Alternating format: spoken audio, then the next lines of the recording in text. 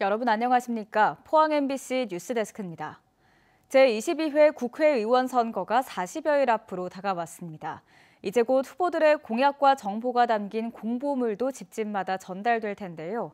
그런데 시각장애인들은 공보물을 통해 정보 얻기가 힘들어 투표하는 데 큰 어려움을 겪고 있다고 합니다. 현행 제도를 보완해야 할 필요가 있다는 목소리가 나오는데요. 박성아 기자가 취재했습니다. 3년 전 시각장애인이 된 서정철 씨는 국회의원 선거를 앞두고 걱정이 큽니다. 각 후보들에 대한 정보를 얻기가 힘들기 때문입니다. 일단은 현실에 좀 많은 벽이 있습니다. 후보님들 어떤 그런 걸 좀 자세히 보고 뽑아야 되는데 이제 점자를 배우는 단계이다 보니 점자 공보물을 받아도 무용지물이나 마찬가지입니다. 우리나라 시각장애인 10명 중 9명이 서 씨처럼 점자를 읽을 수 없습니다. 진짜 진정한 후보를 뽑아야 되는데 지금은 이제 어떤 점자가 있어도 좀 못 읽는지라 어떤 그분에 대한 어떤 전혀 감을 못 잡아서 점자 대신 제공할 수 있도록 규정된 바코드도 장애인이 직접 이용하기 어려워 실효성이 떨어진다는 지적이 나옵니다. 지난 2020년 문자나 음성으로 공약을 담은 USB도 함께 제공할 수 있도록 법이 개정됐지만 이마저도 그림에 떡인 경우가 대부분입니다. 문자 파일을 음성으로 들으려면 별도의 인식 프로그램이 필요한데 프로그램 가격 등의 문제로 보급률이 5%도 채 안 되기 때문입니다. 이걸로 뭐 하지? 뭐 한번 끼워서 뭐 볼만한 데도 없으니까요. 그러니까 센스리더가 없으니까 아예 뭐 글씨가 잘 안 보이니까 쓸 수가 없었어요, 그거를. 시각장애인들은 무료 인식 프로그램 보급 등 장애인 참정권 실현을 위한 보다 실효성 있는 대책이 필요하다고 말합니다. 다른 장애인들에 비해서 정보를 접근하는데 많이 요즘에 개선이 된 거는 사실이지만 가야 할 길은 아직도 멀다. 선거관리위원회는 제도 개선의 필요성을 인지하고 있으며 인식 프로그램 배포 등 다양한 방안을 검토하고 있다고 밝혔습니다. MBC 뉴스 박성아입니다. 국민의힘은 포항 남울릉 지역구에서는 오늘과 내일 이틀간 김병욱 의원과 이상휘 예비후보 간 결선 경선을 진행합니다. 다자구도에서 1대1 양자 대결로 결선이 진행돼 표심의 향방을 전망하기 쉽지 않은 만큼 각 캠프에서는 문자와 전화를 통해 지지를 호소하며 총력전을 펼치고 있습니다. 결선 경선 역시 1차 경선 방식과 마찬가지로 책임당원 투표 50%, 일반 국민 여론조사 50%를 합산해 3월 2일에 결과가 발표될 예정입니다. 경상북도 선거 여론조사 심의위원회는 오는 4월 국회의원 선거와 관련해 선거 여론조사 결과를 왜곡해 공표한 3건을 적발해 경찰에 고발했습니다. 위원회에 따르면 포항시 북구에서 지난 1월 특정 예비후보자의 지지자 1명이 지지도가 1위가 아닌데도 1위인 것처럼 오인하도록 카드뉴스를 제작해 각종 SNS에 게시했다가 경찰에 고발됐습니다. 구미시 을선거구에서는 언론에 보도된 여론조사 결과에서 지지도 설문 대상이 다른 복수문항의 가상대결 지지율 값을 취사 선택하는 방법으로 각 후보자의 지지도를 임의 비교해 공표한 언론인 1명이 경찰에 고발됐습니다.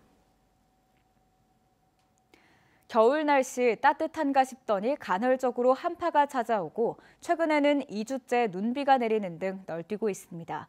수확기를 맞은 딸기와 토마토 등 시설 작물은 일조량 부족으로 인해 생육이 저조하고 곰팡이 병이 확산돼 농가마다 비상입니다. 김기영 기자가 보도합니다. 40년 재배 역사를 지닌 경주 안강 찰토마토 농장입니다. 토마토 잎이 누렇게 마르고 끝이 오그라들어 한눈에 봐도 생기가 없습니다. 최근 출하가 시작됐지만 위쪽 열매는 아직도 손가락 한마디 굵기입니다. 1, 2월 눈비가 잦은 흐린 날씨가 이어져 생리 장애가 발생한 탓입니다. 양제라든지 미생물 제재를 지금 저희가 주기적으로 이렇게 살포하고 관주도 하고 있는데 지금 제일 급선무는 해가 좀 빨리 나서 체험형 농장으로 명성을 얻은 경주 서학동 딸기 하우스. 얼핏 보면 주렁주렁 탐스러워 보이지만 과일 크기가 작고 개수도 적습니다. 기온이 낮아 수정벌이 활동하지 못해 기형과도 많습니다. 군데군데 잿빛 곰팡이 병까지 발생했습니다. 이 같은 현상은 모두 일조량 부족 때문입니다. 햇빛을 못 받으면 전체적으로 생육이 부진해집니다. 우선 보기에는 뭐 이렇게 됐다 싶어도 우리가 이제 전문가들 보는 입장에서는 생육이 굉장히 부진하다고. 최근 5년간 1, 2월 기상을 보면 올해 땅 온도는 4.94도로 높아 작물이 웃자라기 좋은 환경인데 반해 강수일이 무려 22일이나 됐고 누적 일조량은 274.5시간에 불과합니다. 이상기후 피해가 극심했던 2020년보다 심각합니다. 공무원의 노력으로 이상기후를 극복한 사례도 있습니다. 경주시 농업기술센터는 서리가 내릴 경우 보일러로 물을 데워 따뜻한 지하수와 섞어 분무한 결과 수증기가 도움을 형성해 피해를 방지하는 시설을 개발하고 지난해 민간에 기술 이전을 했습니다. 서리 피해가 새벽 4시부터 7시 사이에 가장 취약 시간대입니다. 이 시기 때 이 미온수를 활용해서 살포하게 되면 안개가 형성되면서 이렇게 보호망을 형성됩니다. 지난해 봄 전국적으로 사과와 배는 개화기 이후 늦서리로 피해가 심각했는데 이 농장은 피해 갔습니다. 이 기술 덕분에 현곡배는 전년도보다 60% 증가한 270톤을 수출했습니다. 요 설치하고부터 시작 우리가 피해를 전혀 안 입었어요. 굉장히 효과가 좋았어요. 농업인들은 겨울철 일조량 부족도 전국적으로 광범위하게 발생하는 만큼 농업 재해로 인정해 줄 것을 요구하고 있습니다. MBC 뉴스 김기영입니다. 포항시가 교육발전특구 1차 시범지역으로 지정됨에 따라 다양한 후속 사업이 추진됩니다. 우선 교육부는 포항고와 포항여고를 자율형 공립고로 지정하고 학교당 2억 원의 예산을 지원합니다. 두 학교는 기존 교육과정 이외에도 특성화 교육 프로그램을 추가로 진행하고 개방형 교장 공모제도 시행할 계획입니다. 아울러 포항시는 포항 지역 1개 고교를 2차 전지 관련 협약형 특성화고로 지정해 지역 산업 현장에서 필요한 인재를 육성할 계획입니다. 울진해경은 오늘부터 3월 9일까지 영덕과 울진에 연안 안전사고 위험예보제 주의보 단계를 발령했습니다. 기상청에 따르면 내일 새벽부터 동해안 해안가와 해상을 중심으로 최대 풍속 초속 14m 이상 강한 동풍이 불면서 최대 3m의 높은 물결이 일 것으로 전망됩니다. 정부가 병원을 이탈한 전공의들의 복귀 시한을 오늘까지로 정했지만 대구의 상급 종합병원도 대부분 복귀하지 않았습니다. 전공의 3년차 또는 4년차는 오늘까지 근무하고 퇴직을 하는 데 비해 새로 임용되는 인턴들은 상당수 임용을 포기할 것으로 파악되고 있습니다. 더 큰 어려움에 직면할 것으로 보이는 의료 현장 소식 김철우 기자가 보도합니다. 인턴과 레지던트는 병원에서 수련을 받기도 하지만 의료 행위도 합니다. 따라서 병원과 일정 기간 근로계약을 체결하게 됩니다. 영남대병원 31명, 계명대 동산병원 35명 등 대구 6개 상급 종합병원에서 오늘까지 근무한 뒤 퇴직하는 전공의 4년차는 150여 명. 후배 전공의들이 대부분 사직서를 제출하면서 뒤를 이을 사람이 없습니다. 사직서를 냈잖아요. 휴가나 이런 거 못 썼던 거를 처리해버리면 다 처리가 되거든요. 4학년들은 이제 졸업시켜버리면 되고 1, 2, 3학년들이 한 급수씩 올라가야 되는데 지금 사직서를 들고 있기 때문에 그게 지금 의미가 없고요.